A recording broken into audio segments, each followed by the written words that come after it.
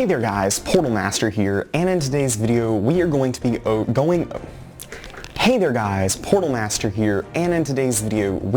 going over the absolute fastest way to progress in Skylanders Ring of Heroes. Now, this is similar to another video that was made by Vulcan Games, and I'm trying my hardest not to copy his videos. He's just got so much content, it's kind of hard not to. But he was talking about things you should be doing daily. Today we're just going to be talking about the fastest way to progress in Ring of Heroes, and exactly as I just stated.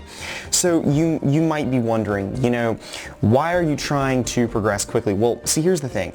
Skylanders Ring of Heroes is a freemium game, and it takes a long time to progress as a free-to-play player in any freemium game. It's just the way it works. It is going to take you a lot of grinding to be able to accomplish really anything in this game. That's something you've just got to know going into this game.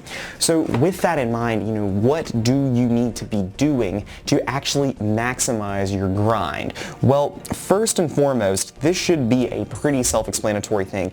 Do your daily missions. This is such a self-explanatory thing, but even though some of these are, maybe you have to go a little out of your way to do this stuff, like maybe you don't typically do PvP, because PvP doesn't really advance you that much in the game. It doesn't really get you that much stuff. You should still be doing it, because even though the 40 energy that it gives isn't really that beneficial, the fact of the matter is, if you do every single daily mission, you get 50 gems, and 50 gems every single day is really valuable. Over a 30-day month, that is 1,500 gems. That's almost 2 premium summons, although that's definitely not what I recommend you spend your gems on. You should also be doing your weekly challenges, your weekly missions, whatever you want to call them. I mean, if you do this one, if you evolve a Skylander 7 times, you get 150 gems. That one may not always be as practical for you, but you should be doing your best to get as many of these weekly missions done as is humanly possible, because the benefits that you get are going to be just so good. The other missions are important, but honestly, they aren't things you should go out of your way to try to do. They're things that you'll get as you go. They're not things you need to be focusing on trying to get, like the daily and weekly missions. Daily and weekly missions you should go out of your way to get, because the rewards they give are so valuable in trying to progress. The other missions, though, really not that important. So, okay, that's it for missions. Obviously, quests are important too. You should definitely be going out of your way to get the quests done, but in all honesty, there's some you're going to hit roadblocks with, like Part 2 quest, Part 21. I don't even have a 5-star rune, so I literally cannot do this quest. I'm waiting to get a 5-star rune to do this quest, but it's not worth grinding a ton in the Distortion Dimension just trying to get one of these things. But obviously your quests are important, but they're not how you're going to be progressing a ton in this game. Now, I'm still going to be doing an upgrade guide. I'm waiting on some inside information from one of my media contacts before I make this, but obviously you do need to be worrying about powering up and evolving and awakening your Skylanders, and it's very difficult to say which one of these is more important. There's a debate going on amongst people in the community over what's better. Is it better to take a Skylander to 5 stars, or is it better to awaken them? And that depends on each Skylander, so I'm not going to sit here and tell you guys what's going to be the best for actually ramping up your power. However, I do feel like your first priority should be getting a team of Skylanders up to 5 stars. That is my personal opinion, because I feel like that will allow you to go through the quests better. Once you've got a team of 5 stars, I think you can freely awaken them as you so choose, but I think being able to get access to the level 60 level cap on at least 3 Skylanders is super important. Another thing you should be doing is don't try to spread your progress out to too many Skylanders. You'll look and see how many Skylanders I've got, and you'll notice that the vast majority of them are actually only level 1. There's a few that are a couple levels higher than base, but that was because I didn't realize the mistake that I was making. I'm not saying you only need to have a team of 3 Skylanders, but I am saying that having a team of more than, 5 really early on is really not a good strategy. It is too resource intensive to be worrying about trying to power up a dozen Skylanders at once and trying to level them all up. You'll notice that I finally actually got a stable gold level of about 150,000. That's because I stopped trying to spread the love out to all my Skylanders. The only ones that I'm focusing on now are Stealth Elf, Blades, Hot Dog. When I get more, I'll do a little bit more with Drilla. I literally can't do anything with Wildfire, and then Enigma, and then the sixth one is Snapshots. So I'm a little bit of a hypocrite because I'm trying to work on 6 simultaneously. Tough Luck is kind of on the back burner, but eventually she'll be important as well. So, you know, there's that. One other thing, and I mentioned this in my natural star level guide, is that you should know that it's going to be easier to progress with 1-star characters over 2-star characters, which will be easier than 3-star characters. This is something that you guys should know by now. It is going to be so much easier to get Soulstones for Nat 1s and Nat 2s than any other Skylanders in the game. For instance, if we go to, you know, here, you can see that you can get Nat 1s, you can get more Nat 1s, more Nat 1s, more Nat 1s, and you'll get Nat 2 Soulstones from this one. And obviously you'll get Nat 3s from completing, you'll get Nat 3s from beating bosses on easy, you'll get Nat 4s from doing it on normal, so you kind of do have to be aware of that. And obviously, like I just said, you'll progress faster with Nat 1s than anything else. And of these are especially Blades, Hot Dog, because you get so many free Soulstones for those guys early on. So they're even easier to progress with than Tough Luck or Snapshot, just because of the sheer quantity of Soulstones you're getting for Hot Dog and Blades. So just kind of do be aware of that. Stealth Elf is probably the easiest Nat 3 to advance, but even once you burn through all the free Soulstones, you kind of hit a brick wall with her. As you start, the only way to get her is through grinding out 1-7 on easy, so you do just kind of have to be aware that there are some deceptively easy Nat 3 stars to power up, like Stealth Elf, but eventually you will hit a brick wall. The same goes for Enigma. You're going to get a lot of free Soulstones for Enigma as a Nat 4, but eventually you are going to hit a brick wall, and it's going to be very difficult for you to actually empower Enigma once you get to a certain point. So you do just have to be cognizant of all these facts and stuff like that. I want to talk now briefly about gems and the best way to spend them, because gems are an extremely valuable resource that are going to help you progress much faster in this game. But it's not by going into summons and buying as many ultra premium summons or as many of these premium summons as you can. It's not about that. That is not how you want to be spending your gems. Now, don't get me wrong. I personally have been spending gems on ultra premium summons. Every time I cross 5,000 gems, I'll buy an ultra premium summon. It'll set me back down to about 4,200. I'll work my way back up, and basically I'm keeping a pool of about 4,000 gems just kind of open to me.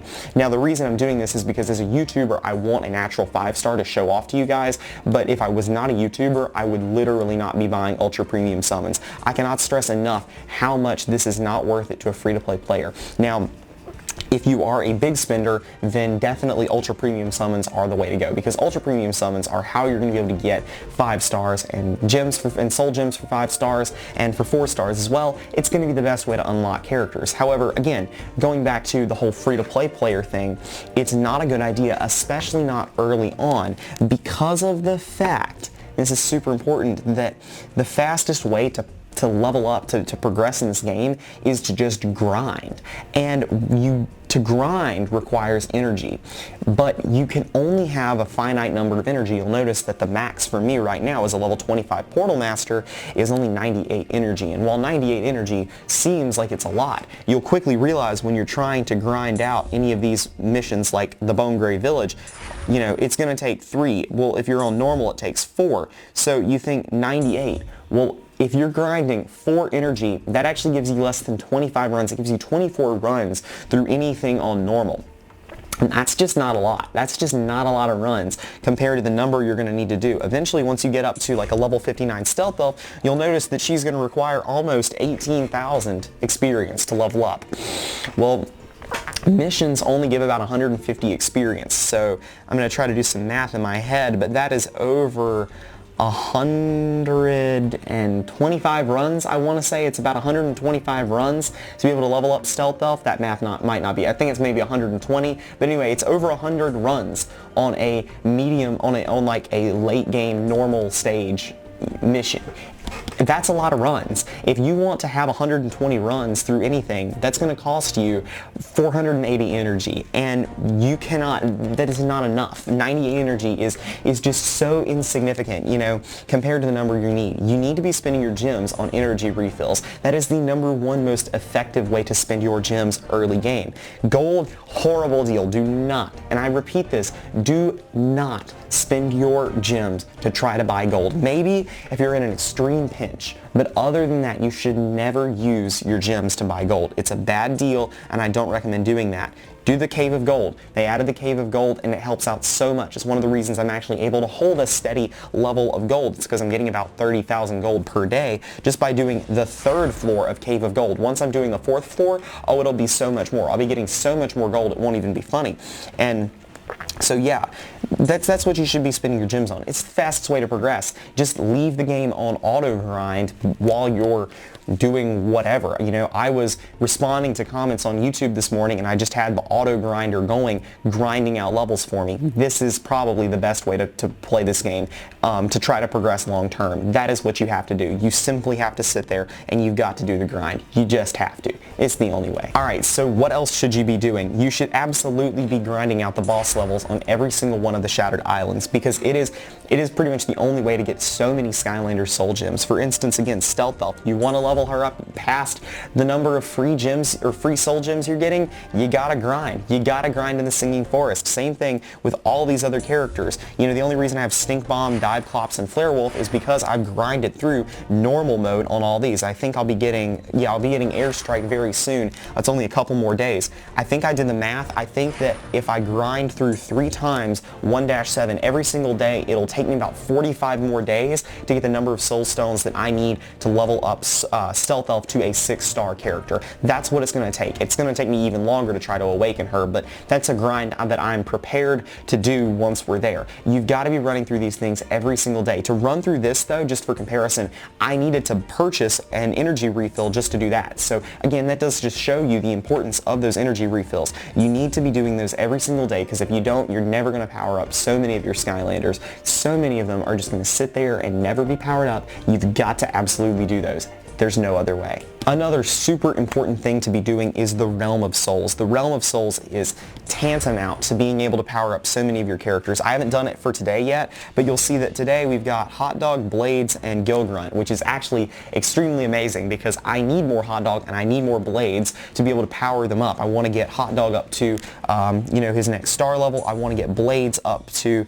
his next star level too. I'm actually going to probably be taking Blades to 6 stars soon, and I'll probably be trying to power up and evolve Hot Dogs soon enough as well. I've got very few Soulstones left from when I awakened him, so it's super important to me to be able to do that. So Realm of Souls, absolutely necessary. You can, with a team of 5 stars, pretty reliably make it all the way through the 8th floor. So only a few weeks of grinding and you will be in a position to be able to fully complete the Realm of Souls. Some days there's going to be more powerful characters in there that are just going to be harder to take out, and that's just the facts of life, but I have not a single time since getting a team of 5 stars struggled to complete the 7th floor. The 7th floor is so easy to beat up to. Even if you don't get the 8th floor, it's not the end of the world, but you got to be doing this every single day.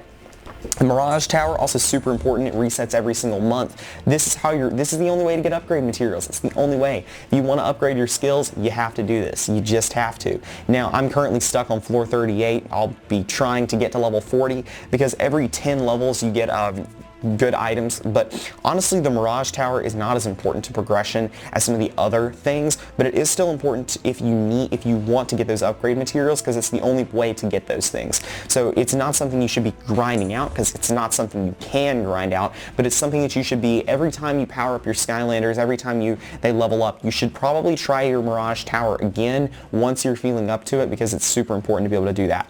The final thing that I really want to talk about is the Distorted Dimension stuff. So So the Distorted Dimension, you should always be making sure you're grinding out the highest level of the Distorted Dimension that you can on 10 times auto. Now, I have not personally gone in, and I'm a hypocrite again for not having done this, but honestly, for the rune dungeons, it hasn't been as important as it has been for the elemental dungeons, and I think I haven't done it to this set of elemental. Oh gosh, I'm still only on floor 2. But anyway, the point is that you should be grinding out the highest level of the elemental dungeons and beast dungeons as you can, because the drops are so much better. If you go to drop info, you'll just notice that the drops increase so much every time you go up a floor. So I can do stage 5 on most levels. This is a pretty good benchmark, but obviously I want to be doing the 6th floor pretty soon. I should be able to. But doing the highest level you can on 10 times auto is super important. Let me find, I don't know if I can find an example, but yeah, see here, I can do the 6th floor. I haven't on magic. I have on like fire and water, but you know, I can't 3-star the 6th floor yet. I can only 2-star it. I can 3-star the 5th floor, and that lets me do the 10 times auto battle, which is super important to grinding stuff out. So if you want those upgrade materials, you need to be doing the 10 times auto thing on the highest floor you can. That seems like simple information, but it just needs to go out there anyway. The final thing that I wanted to talk about, though, in terms of progression and the absolute fastest way to do this, and this is kind of a situational thing, is talking about should you be grinding the Distorted Dimension or should you be grinding the Shattered Islands. There is debate amongst the community right now as to what the best method is, and I seriously think that it just depends on your situation in the game.